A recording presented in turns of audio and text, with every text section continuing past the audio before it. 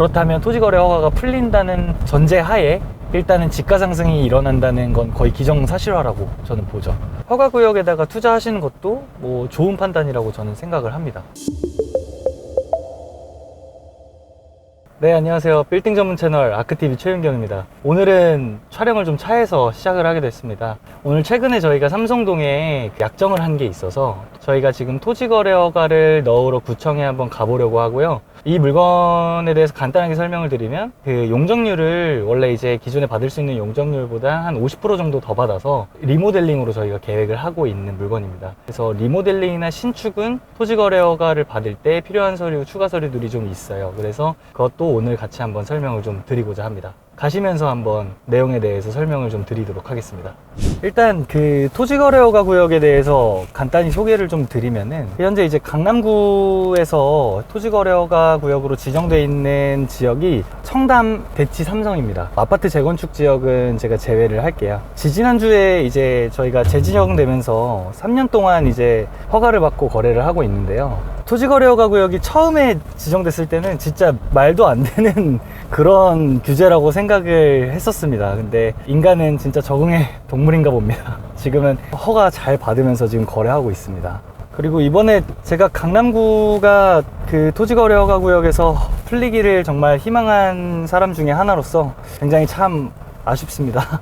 하지만 저희가 4달 뒤에 10월에 그 부동산거래법을 개정하고 제도를 전반적으로 좀 손을 본다고 하니까 상업용 부동산에서 뭐 규제를 풀릴 수도 있다는 그런 얘기들이 뭐 솔솔 나오는 것 같더라고요. 그래서 그때 한번 기대해 볼 수 있지 않을까 합니다. 그냥 이 토지거래 허가법 자체가 좀 아까 네. 대표님 말씀하신 대로 말도 안 된다. 네, 많은 분들이 되게 싫어하시는 그런 법안이라는 거를 알고만 있어서요. 이게 재산권을 침해하는 거거든요. 어쨌든 내가 팔고 싶을 때 팔 수 없고 수요자가 실사용을 해야지만 살 수 있고 이런 어떤 규제들을 만들어 놓는 것 자체가 대출을 안 해준다던가 뭐 다른 규제들은 사실 뭐 이해 갑니다. 그럴 수 있죠. 이거는 내 재산권을 어쨌든 침해하는 그런 규제라고 생각이 들어서 뭐 대출을 막는 거나 뭐 국가의 어떤 부채가 많으니까 그런 부분을 줄이려 한다던가 뭐 이런 측면의 제도들은 저는 인정이 되는데 사실 이렇게 거래를 할 수 없게 막아놓는 이런 법들은 좀 저는 재산권을 좀 침해한다고 생각을 합니다. 그래서 좀 없어졌으면 하는 그런 바람이고요. 이번에 10월 달에 또 종합적으로 한번 판단을 한다고 하니까 기대해 볼 수 있을 것 같고, 그리고 주택에 대해서 사실 규제하는 거는 저는 알겠어요. 그러니까 주택이 투기 수요로 연결되지 않게 하기 위해서 지금 큰 개발을 앞두고 있는 지역이기 때문에 그 주변을 진짜 살 사람이 아니면은 막는다, 뭐 이런 부분들은 제가 인정이 좀 되는데 상업용 부동산까지 막는 거는 좀 아닌 것 같아요. 상업용 부동산이 뭐 왜 상업용이겠어요? 사고 팔고 해가지고 이윤 남기고, 그게 사실 투기라고 볼 수는 없잖아요. 그리고 지금 강남권에 그런 매물들이 그 정도 금액으로 그걸 어떻게 투기라고 볼 수 있겠어요? 이건 투자지.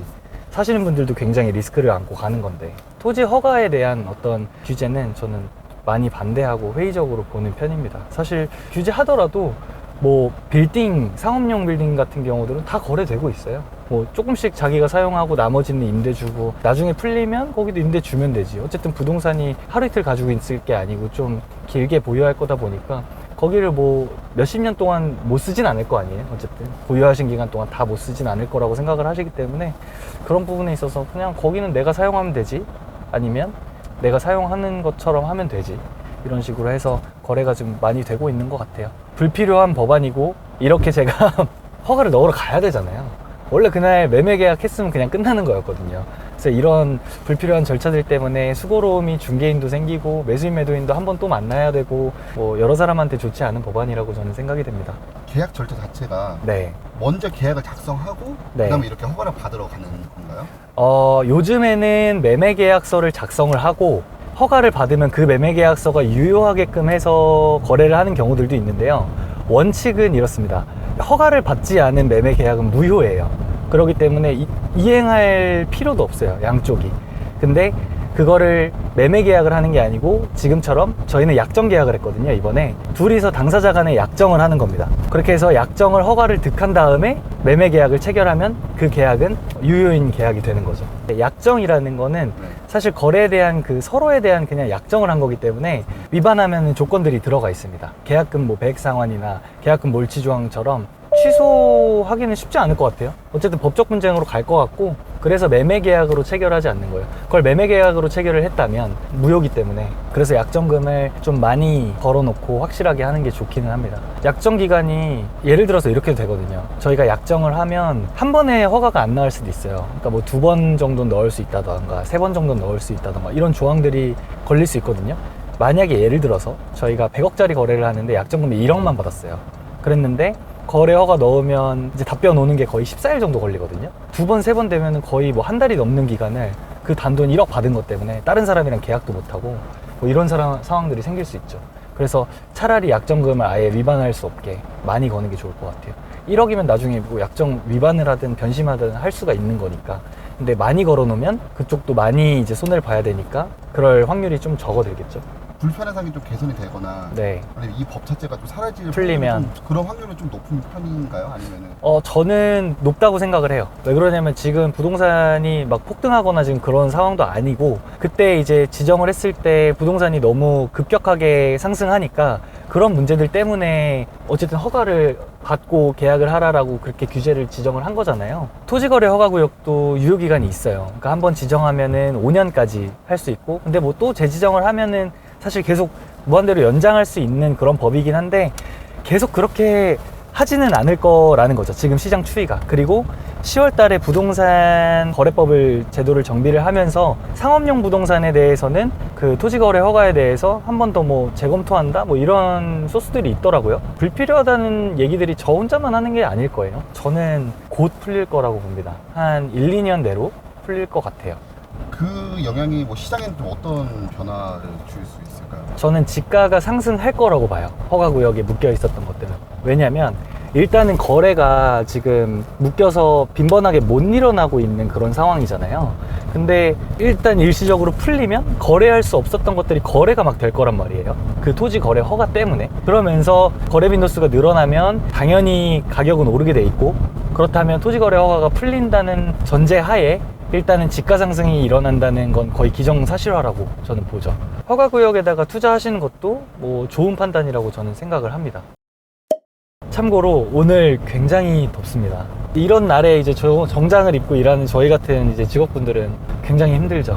저 안 나갔을 거예요, 사무실에서. 오늘 이거 없었으면 사무실에서 미팅 할 거 하고 회의할 거 하고 그렇게 보냈을 것 같습니다.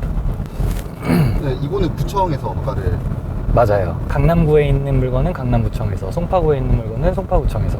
토지거래허가 구역이 강남만 묶여 있는 게 아니에요. 송파구도 묶여 있고 마포구에도 있고 저기 동대문구에도 있고 여기저기 있어요. 사실 근데 저는 묶은 데는 이유가 있다고 생각을 합니다. 여기 같은 경우 강남이랑 잠실을 묶은 거는 마이스 개발 때문에 묶은 거예요.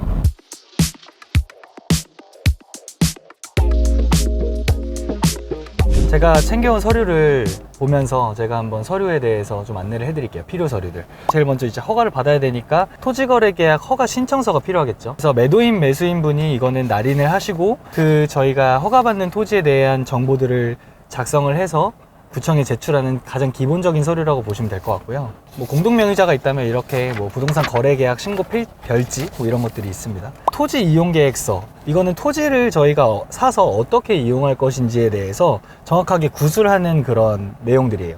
요게 조금 이슈가 있는 게 사용 면적에 대한 이슈가 있었어요. 예전에는 뭐 5층짜리 건물이다 그러면은 5층을 뭐 구분으로 쪼개가지고 일부 뭐 몇 평만 쓴다 이런 식으로 뭐 꼼수를 써가지고 허가를 많이 받았었는데, 지금 한 층을 쓰지 않으면은 허가를 안 내줍니다. 잘라가지고 몇 평만 쓰고 이렇게는 허가를 지금 나지 않는 상황이라서 한 층 정체를 사용을 해야 하고, 뭐 전체를 쓰신다고 하면 더더욱 좋지만 어쨌든 쓰셔야 되는 면적은 한 층 전체가 기준이 된다고 보시면 될 것 같아요.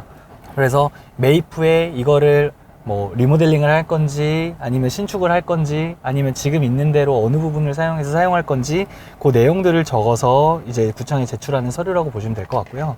그 다음에 토지 취득자금 조달 계획서라고 있는데, 이거는 취득자금에 대한 이제 출처를 적어내는 그런 서류예요. 간단합니다. 저처럼 매수인이나 매도인을 중개업체에서 대리를 한다면 위임장이 필요하겠죠. 그래서 매도인과 매수인 분의 그 인적사항과 그 날인된 위임장이 필요하고요. 구청에서 서식으로 있어요. 법인 같은 경우는 인감증명서를 첨부해야 되고, 개인 같은 경우는 이제 신분증, 사본을 첨부하게 되어 있습니다. 그 서류를 챙겨서 오시면 될 것 같고, 건축행위를 하려고 매입을 하실 때는 건축사에서 규모 검토된, 뭐 리모델링 했을 때 어떻게 나올 거다, 아니면 신축을 했을 때 어떻게 지어질 거다, 뭐 이런 서류들이 필요합니다. 그래서 그 안쪽에는 뭐 관련된 개요를 첨부를 하고, 그리고 저는 좀 사실성 있어 보이는 게 더 좋으니까 예산서까지 그냥 첨부를 했어요. 그래가지고 이것도 저희가 구청에다가 지금 제출할 생각이고요. 거래를 하는 건물에 주택이 끼어 있다면 주택임대차 계약 종료 확인서라는 게 있어요.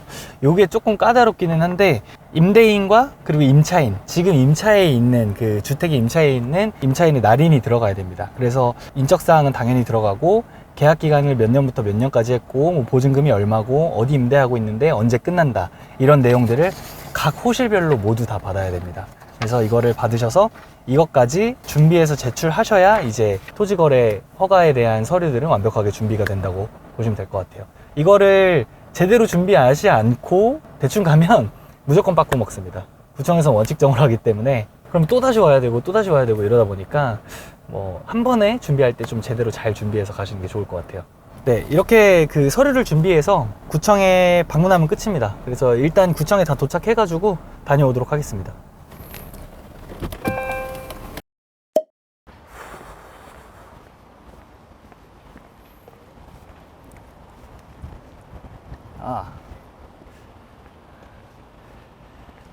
네. 허가 신청을 마쳤습니다. 서류를 잘 준비해서 오면 또 방문하거나 그런 일은 없으니까 잘 준비해서 오시면 될 것 같고, 통상 이렇게 허가를 넣으면 10일에서 한 14일 정도 뒤에 구청에서 연락이 옵니다. 구청에서 연락이 오면 저희가 직접 구청으로 허가서를 찾으러 오면 돼요. 그럼 허가서를 받고 매매계약을 체결을 하면, 그러면 매매계약은 유효가 됩니다. 오늘 그 실제로 제가 토지거래 허가 신청을 하는 걸 보여드렸는데 어떠셨나요? 되게 간단하죠? 준비하는데 그렇게 오래 걸리지도 않습니다. 그래서 토지거래 허가구역에 있는 매물들이 어렵다고 느껴지실 수도 있는데 꼭 그렇지 않습니다. 그러니까 그 허가구역에 있는 매물들도 꼭 같이 한번 검토해 보셨으면 좋겠고요. 저는 시에서 괜히 토지거래 허가구역을 지정해 놓은 게 아니라고 생각을 합니다. 해제된다면 지가 상승도 클 거라고 예상하고 있고요. 무튼 굉장히 더운데 이번 영상 여기까지 하겠습니다. 보시느라고 고생 많으셨습니다. 감사합니다.